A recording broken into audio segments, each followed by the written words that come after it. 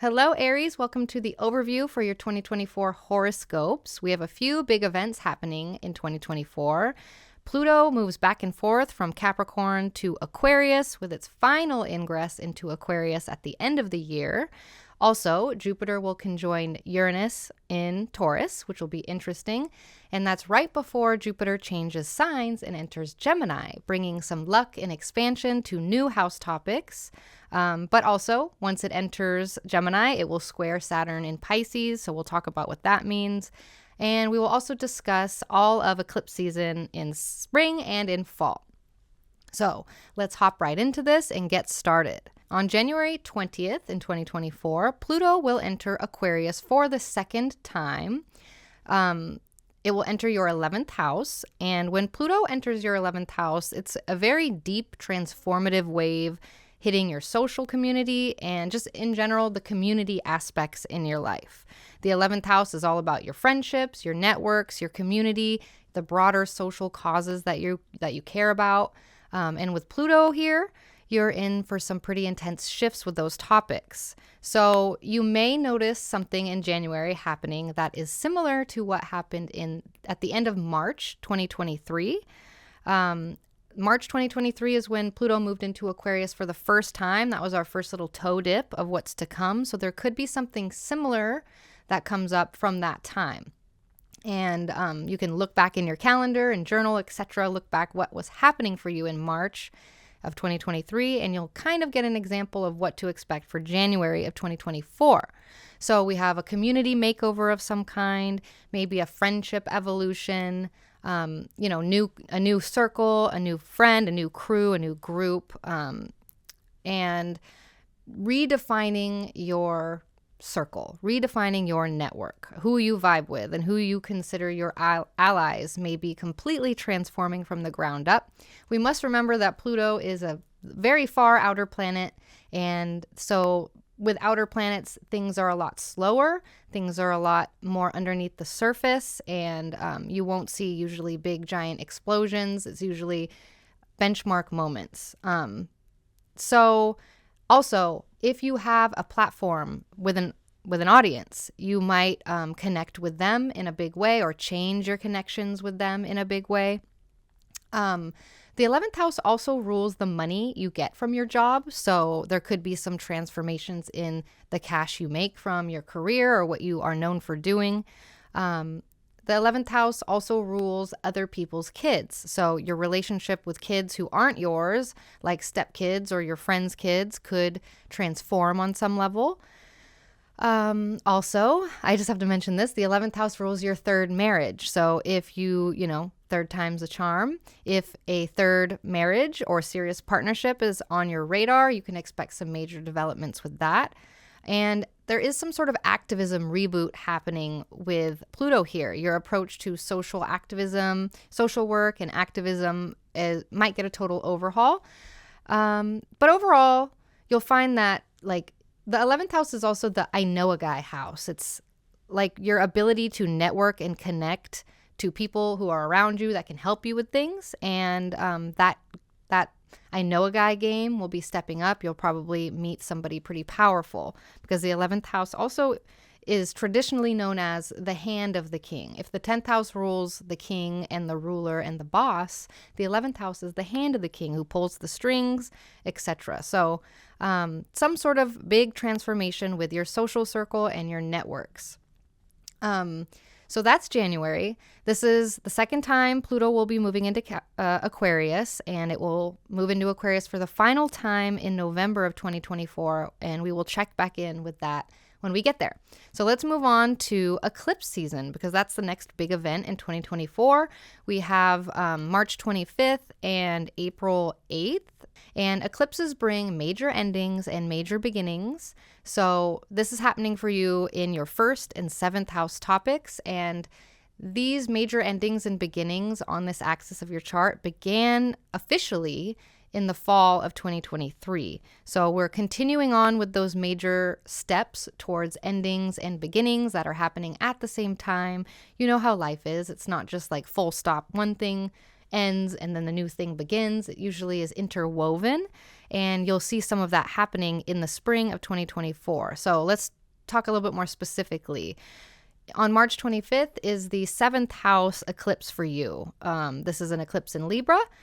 And this is all about your connections with others again. So think besties, clients, partners, your marriage, any interpersonal one-on-one dynamics you have with people may be getting a shift or a benchmark moment in a relationship with somebody.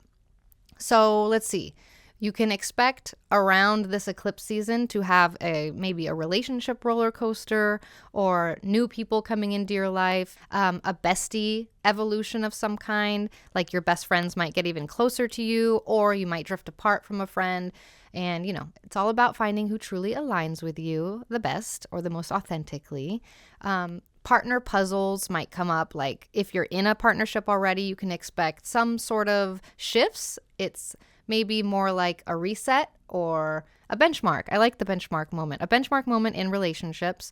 In business, if you have client work, your client list might be changing, some leaving, new ones arriving, or like a new dynamic you have in relationships with clients. And of course, marriage is ruled by the 7th house. So if you are getting married, that's right on time. Or if you are already married, your marriage might be getting a revamp on some level, for better or for worse. And overall, we have some sort of social scene switch up happening, especially with Pluto moving into your 11th house. How you interact socially is up for a change in the beginning of 2024. New settings and new dynamics. So the other eclipse on April 8th is in your 1st house. And here we are talking all about you, your identity, your body, your vibe, and all that jazz. You will begin to notice that all axes in astrology have connection to each other. So the 7th house is about the other, and the opposite sign is the 1st house. It's about you. So they're all kind of intertwined, right? So there could be some sort of, besides the relationship dynamic, you're changing inside as well. So an identity update, maybe rethinking who you are, how you present yourself to the world on some level, like a new stage, a new level of you coming forth. Also, changes to your physical self is supported or could be happening. Maybe a new look or a different focus on your health. But the way that you see yourself and the way that others see you could be up for a transformation or a shift. So eclipse season is a shakeup in your 1st and 7th houses. In the spring, you can expect endings and beginnings happening at the same time and just benchmark moments with your relationships and with your identity. So I would say that this year, 2024, is a major, major change. This is like one of the bigger years for y'all in building up your next stage in your life. So let's move on now we're still in April 20th, Jupiter conjoins Uranus in Taurus, which is your 2nd house. And with this, you are in for some exciting and potentially unexpected and surprising unconventional changes, especially around your resources, your finances, and just material things that you are around. So you can expect, we have Jupiter, which expands things, and Uranus, which is all about unconventionalness and or shocking. Uranus shakes things up to get to the most authentic version of things. So that can be for better or for worse. And Jupiter expands things for better or for worse. But when this is in your 2nd house, maybe you will get some sort of financial windfall. Maybe a sudden boost in income or unexpected financial gain of some kind is possible. It's a good day to play the lottery. That's April 20th. Play the lottery. Also, coming up with new ideas to make money is possible. Revolutionary, innovative, unconventional ways to make money. Things will be a little bit unpredictable in the expense department around the end of April, so be ready for some surprises in the money department. You might, through all this newness, either through it or before it, you may come up with new attitudes towards owning things and possessions. Your view on what you own and why you own it may shift significantly. You may buy something that's very innovative or unconventional, or get into some sort of investment that's unconventional or progressive.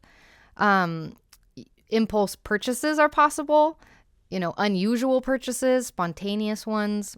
But overall, rethinking resources and getting a fresh outlook outlook on how you use and value your resources is on the horizon with this transit.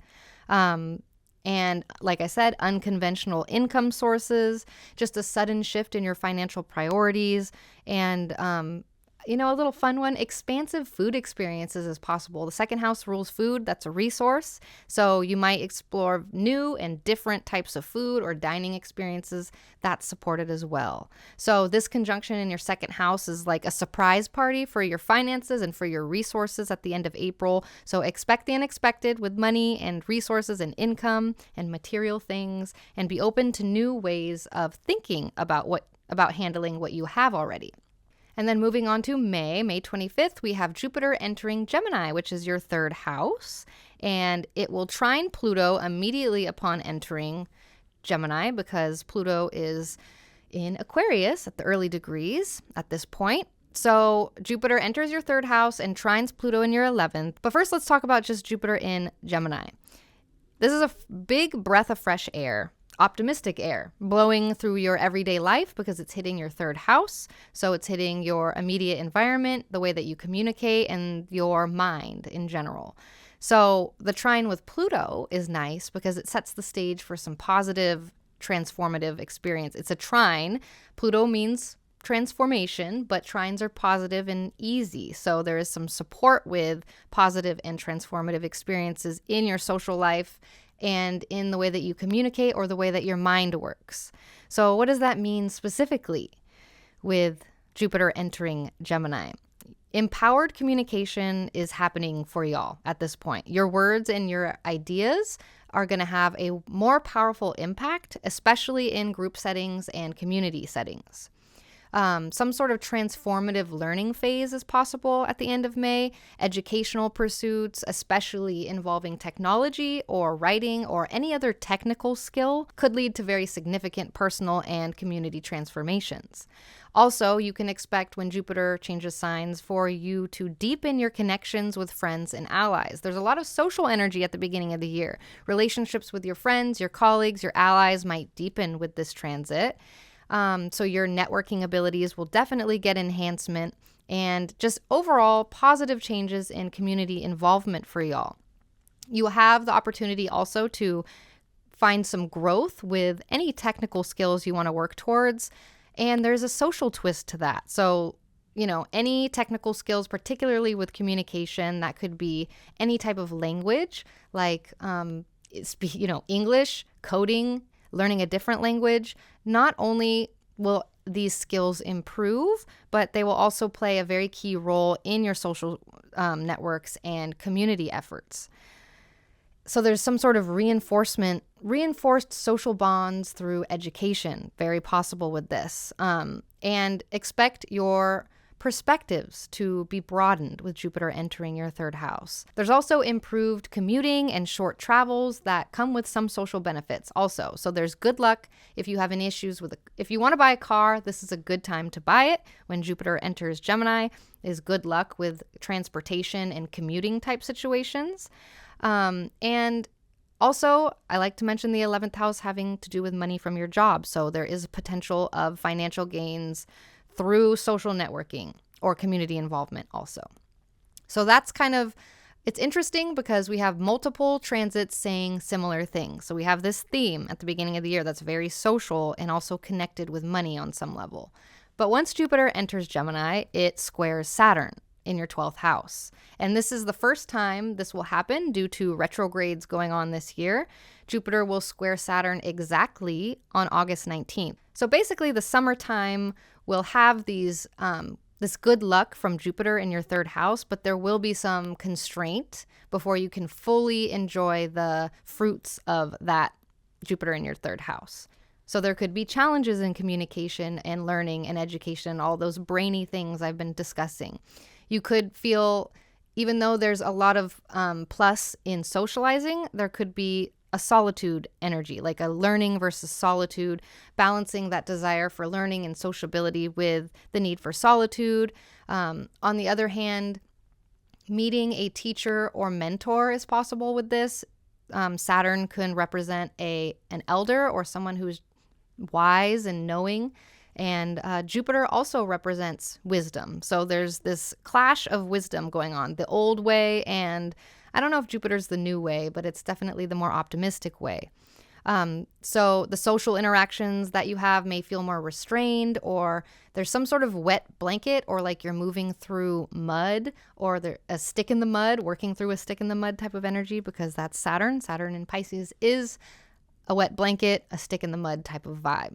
So don't be surprised if when Jupiter enters Gemini, there's something benefic, there's something good that happens, but also it comes with some restraint or something that tells you to kind of slow down.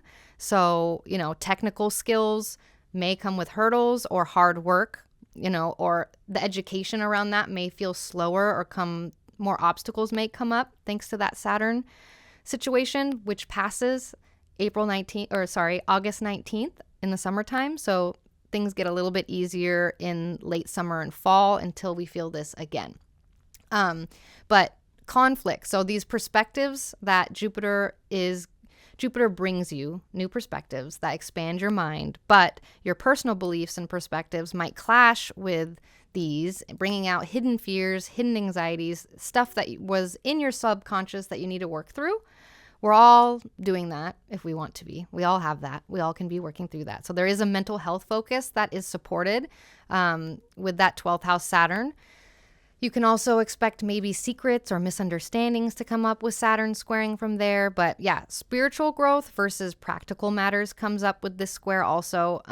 So balancing spiritual growth with your everyday practicalities may be a little bit harder in the summertime. And there is, again, like a little bit of confinement with the learning that you have, feeling confined or restricted in your ability to explore or express new ideas. And so there maybe getting a car might be a slower going process. Like, allow for a slow process with all of these Jupiter and Gemini things I was talking about, because Saturn will be slowing it down, making it more serious, making it more foundational, and just kind of throwing a wrench in some things. So then let's move on though. Let's move on to September. So that was August. Now we're September 1st is when Pluto re-enters Capricorn. So Pluto is retrograde at this point, and it is retrograding back into your 10th house September 1st. And this is Pluto's final curtain call in your 10th house. It has been there since 2008, so you are familiar with this vibe. This isn't really about brand new shifts anymore with its final hoorah in your 10th house. It's more like tying up loose ends and cementing the transformations that have been brewing in your career and your public life, what you're known for doing. And Pluto will only be in Capricorn for 2 months. This is the last 2 months of Pluto in Capricorn in our lifetime. So let's talk about what the last 2 months might hold. We have, number one, finalizing career changes. It's less about new changes and more about settling into career shifts that have been happening, or finally feeling at home in your new role or your new industry. Also, solidifying your public image in some way. Whatever way your reputation has been morphing, now's the time when it really sets. Think of it as like the final coat of paint on how the world sees you professionally. Embracing redefined roles is possible. Authority dynamics settling down. The 10th house rules authority. So any back and forth with bosses or authority figures, people who hold more power than you, would be coming to a head or settling down, finding your footing, whether you're in charge or whether you're navigating, dealing with the higher ups. But clarifying your career ambitions for this final 2 months, you're getting clearer on what your big goals are, what your big life goals are, and your career dreams are.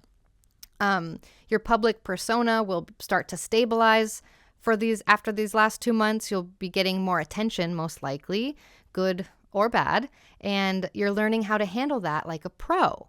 And that increased visibility is becoming your new normal. But yeah, life direction decisions could be coming up when Pluto re-enters Capricorn. After all that reassessment, you might be making some firm decisions moving forward, where you're headed in life. Also, if you've been going through the ringer at work and learning new things, it's coming to a point where you'll be applying that knowledge confidently. But yeah, your professional identity is getting locked in these last 2 months, and you'll have the opportunity to resolve power struggles with any ongoing conflicts you have or power plays you have with people in authority to you. That could be your boss, that could be your dad.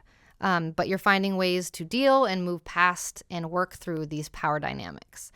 So as Pluto wraps up its long stay in your 10th house, it's all about recognizing and settling into those big changes that have taken place in your professional life over the last 15 years. It's about looking back and realizing just how far you've come. And these final 2 months of Pluto in Capricorn are about making peace with these changes and then setting the stage for the next big chapter of Pluto in Aquarius. And this brings us to fall eclipse season.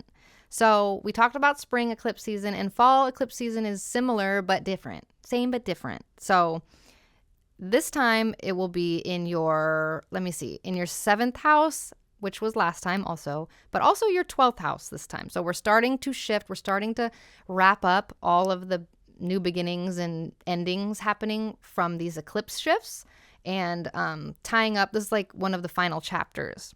Eclipse season in your 7th and 12th houses are about major beginnings and major endings in both your external relationships and your inner, more hidden world. It's a season for transformation in how you connect with others and how you deal with the unseen aspects of your life.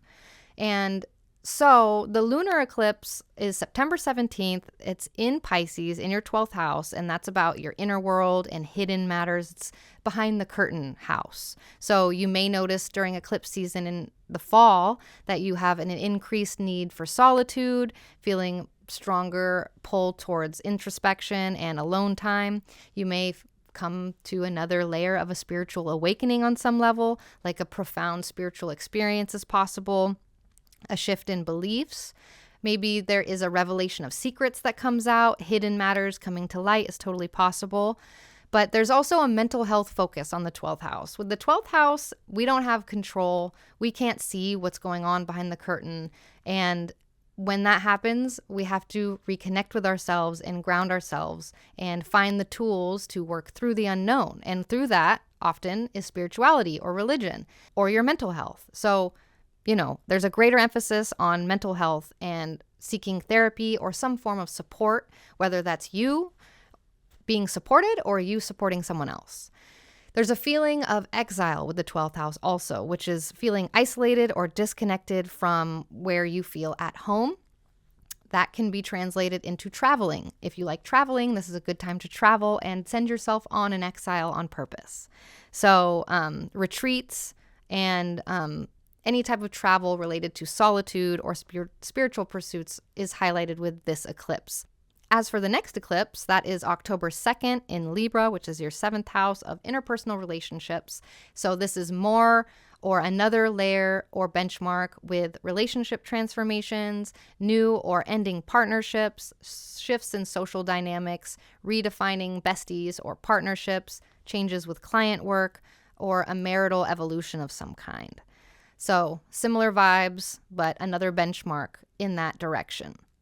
So if you are getting married, if this year, this could be like a step in that direction.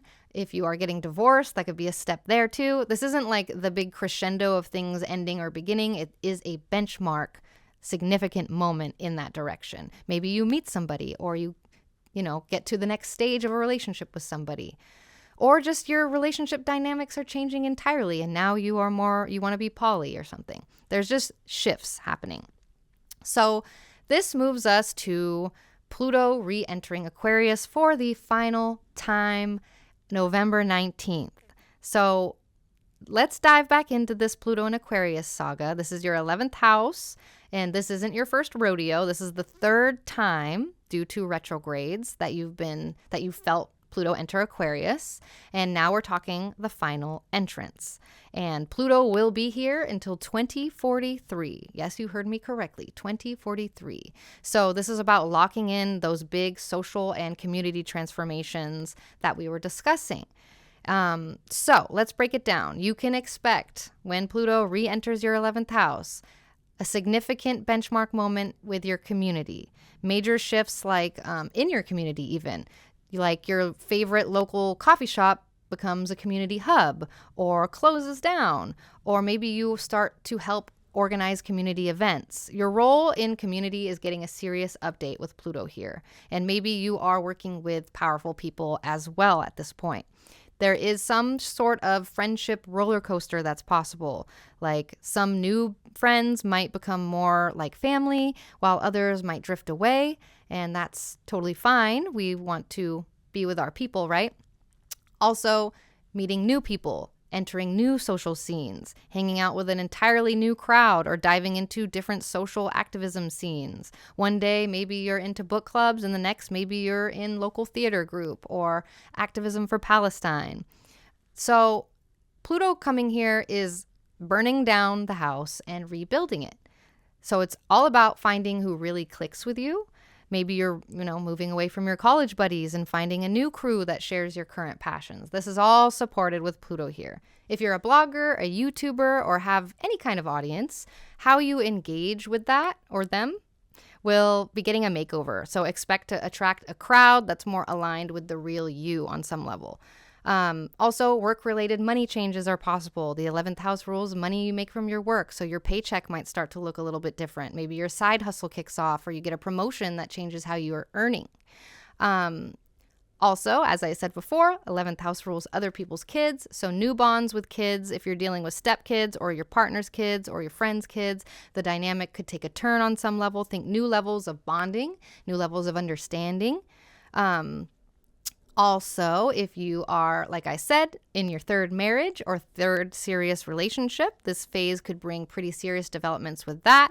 It might be the time when things click or a benchmark moment. But this is an ingress about next level networking. Your networking skills are getting a major boost. It's like you've got the golden touch when you have Pluto here, connecting with the right people at the right time, and you have the ability to work through power dynamics in these social situations. So as Pluto makes its final entrance into your 11th house, it's about solidifying and really settling into these transformations with your social life, with your community involvement, and even just how you make your money. So get ready to see your social world in a whole new light. And this brings us to Mars stationing retrograde. Yes, we have a Mars retrograde at the end of 2024, December 6th, and it is stationing retrograde at 6 degrees Leo, which is your 5th house, and very interesting because Venus was retrograde in Leo in the summer of 2023. So we have a little redo again with similar house topics. So that'll be interesting to see.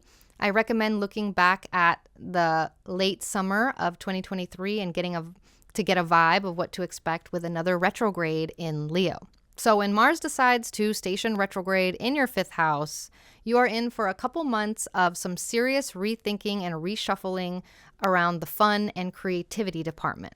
The other important thing I want to mention before I get into specifics about what to expect with Mars with the 5th house, Mars is your ruling planet as an Aries. Mars rules Aries. So when Mars stations retrograde, you may notice, at the beginning of December, yourself getting kind of tired, sick, exhausted, run down. I know, sounds fun. But when the planet that represents you, Mars, stations retrograde and stops in the sky to do so, I preach about this all the time. During retrogrades, a planet has to stop in order to change direction. So for it to stop, it has to slow down and then stop moving. And that represents kind of like as Mars people, we slow down, we stop moving, and we gear up for a backwards movement of some kind. Retrogrades in general are times for reflection and reassessment. It encourages a period of introspection and rethinking past decisions and attitudes. It also brings time for reviewing and revisiting things. It asks you to slow down and internalize things. It asks you to rework and revise your projects, to reconnect with the past. It brings potential delays and obstacles, urging patience and careful planning. It brings internal growth through all of this. When planets station retrograde, it's a little more internal. We move inward. There are miscommunications and misunderstandings that can come up, especially with Mercury retrograde, not necessarily Mars, but hidden revelations come to light as well. But you're picking up what I'm putting down. It's not all about stopping, but there is a review aspect. And so when Mars, your planet, stops, you also stop. So don't be surprised if you're sick or tired and sick and tired. Allow for that at the beginning of December. go on a retreat, go on a vacation, take the time off on purpose, and go inward. So I want to talk, though, about the fifth house. So besides you being Mars ruled and it being a big deal that Mars stations retrograde, Mars in your fifth house means that with creative projects, you might have to go back to the drawing board. You might find yourself digging up old art projects or old creative ideas. It's creative throwback season with Mars here. Also, the fifth house rules romance, so your love life might hit a speed bump or two. The endings and beginnings of love affairs are very possible with Mars retrograde in your fifth house. This is also a couple months where you'll be reevaluating pleasure, fun, entertainment, recreational activities, what you do for joy, reflecting on these. You might reconsider your approaches to how you have fun, entertainment, recreation. You might decide to cancel Netflix. But revisiting your preferences in entertainment and what you consider enjoyable. Maybe you decide that you don't want to play a game anymore. You don't want to play Destiny 2 anymore. But yeah, there are changes in artistic expression possible. A joy check, checking what makes you tick, what makes you laugh. These are a couple months to consider what brings you joy. Also, sports and activities. Get a timeout, whether you're into soccer, yoga, chess. Expect how you engage with these sports to shift. Also, the fifth house rules children, your children generally, but could be just children in general. If you have kids, your relationship with them might go through a phase of change, or it's about reconnecting with your own inner child and finding what used to bring you joy, like going back to playing Neopets. Again, my friends, your Neopets are dying. Go feed your Neopets. The other thing about the fifth house, I guess we're still talking about kids. So if you are looking to get pregnant, delays in birth could be possible, or just working on a project to do with births. It could be a real birth, a baby. It could be the birth of a new idea or the birth of a new project. But there is focus there and possible delays. Not necessarily both. It's usually one. Sometimes it's both. The fifth house also rules your sex life, how you get to the baby. So this is a time for introspection and possible recalibration with your sexuality and your sex life. So Mars retrograde in your fifth house is a time to step back and rethink your sources of pleasure, your creative outlets, and how you express your individuality. It's an opportunity to realign your actions with your true passions and joys after taking a nice little break. And I want to clarify, when I say that when Mars slows down, you should slow down, I don't mean that for the whole retrograde period, because Mars slows down to stop, and then it changes directions and moves backwards, but it gets back up to speed. It's not stopped forever. It's moving backwards quickly. So when I say you might be sick and tired or exhausted, that is only at the stationing point. So that is only December, the beginning of December, December 6th. I'm not saying for the entire retrograde you'll be tired, but the intro to the retrograde will be tiring. And this brings us to the final thing I want to talk about for the year, and that is Act 2 of Jupiter squaring Saturn. This happens again for the second time, December 24th, just in time for Christmas Eve, and it presents more energy around growth through challenges, pushing you to balance between your desire for expansion in your immediate environment and the need for introspection, retreat, and dealing with hidden under the surface matters. So again, a fun one for the holidays. Sarcasm, that's sarcasm. You might experience some challenges in communication. That's not uncommon with family matters coming up. Learning versus solitude, but balancing the desire for learning and social interaction with the need for introspection. Noticing restrained social interactions, having to keep your mouth shut on politics at the dinner table maybe. But this is, both Jupiter and Saturn move slowly. So this isn't something that is going to just poof and manifest, December 24th. You'll be feeling it all throughout December. So technical skill hurdles coming up, a focus on your mental health, dealing with secrets or misunderstandings, working through issues with your transportation or commute, working through phone technological issues. If you're like, I would say maybe you got a new laptop or you got a new phone and it's not like letting you log into your bank and you have to work through that. That's kind of a way this could manifest also. But overall, it's spiritual growth versus practical matters. That's what Jupiter square Saturn is for y'all. And it is a time for you to, this is a time for you to really get to know yourself. It's the 3rd house and 12th house is very inner. It's very mental. It's like having a heart to heart with your inner self. You're going to be surprised at how much you can learn with this transit and learn about what makes you tick, your strengths, and the things that you want to work on even. So I recommend for the end of 2024 with this transit to deep dive into learning. If you have a topic that you're curious about, December is the time to dive into it, whether it's learning a new language, downloading Duolingo, picking up coding skills. I believe they have Duolingo for coding skills, or just getting lost in history books. Take it slow and steady with your learning, and you'll be amazed at how much you can soak up with this transit, as long as you don't mind moving slow and steady, which will feel like gas breaks.